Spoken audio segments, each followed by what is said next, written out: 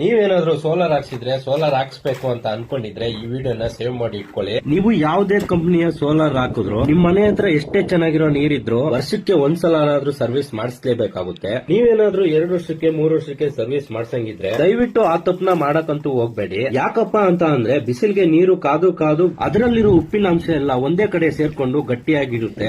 ಇದರಿಂದ ನಿಮ್ಗೆ ನೀರು ಬಿಸಿ ಆಗೋದಿಲ್ಲ, ಏರ್ ಫಾಲ್ ಕೂಡ ಆಗ್ಬಹುದು, ಅಥವಾ ನಿಮ್ಮ ಸೋಲಾರ್ ಬೇಗನೆ ಕೆಟ್ಟು ಹೋಗ್ಬೋದು. ನೀವು ಸೋಲಾರ್ ಹಾಕ್ಸಿ 2-3 ವರ್ಷ ಆಗಿದ್ರೆ ಸರ್ವಿಸ್ ಮಾಡಿಸಿಲ್ಲ ಅಂದ್ರೆ ಈ ಮೇಲ್ಗಡೆ ಕಾಣ್ತಿರೋ ನಂಬರ್ಗೆ ಕಾಂಟ್ಯಾಕ್ಟ್ ಮಾಡಿ. ನಿಮ್ ಸೋಲಾರ್ ಯಾವ್ದೇ ಪ್ರಾಬ್ಲಮ್ ಇದ್ದು ವಿತಿನ್ 24 ಅವರ್ಸ್ ಅಲ್ಲಿ ಇವರು ಕ್ಲಿಯರ್ ಮಾಡ್ಕೊಡ್ತಾರೆ. ಇವರು ಬೆಂಗಳೂರಲ್ಲಿ ನೀವು ಯಾವ್ದೇ ಮೂಲೆಯಲ್ಲಿದ್ರು ಸರ್ವಿಸ್ ಅನ್ನು ಮಾಡ್ಕೊಡ್ತಾರೆ. ಬೆಂಗಳೂರು ಒಂದೇ ಅಲ್ಲ, ಬೆಂಗಳೂರಿಂದ 100-150 ಕಿಲೋಮೀಟರ್ ಯಾವ್ದೇ ಮೂಲೆಯಲ್ಲಿದ್ರು ಇವರು ಸರ್ವಿಸ್ ಅನ್ನು ಮಾಡ್ಕೊಡ್ತಾರೆ. ಅದಕ್ಕೆ ಆದಂತ ಚಾರ್ಜಸ್ ಅನ್ನು ತಗೊಂತಾರೆ. ಇನ್ನು ಯಾಕೆ ತಡ ಮಾಡ್ತೀರಾ, ಮೇಲ್ಗಡೆ ಇರೋ ನಂಬರ್ಗೆ ಕಾಂಟ್ಯಾಕ್ಟ್ ಮಾಡಿ, ನಿಮ್ ಸೋಲಾರ್ ನ ಕ್ಲೀನ್ ಮಾಡಿ.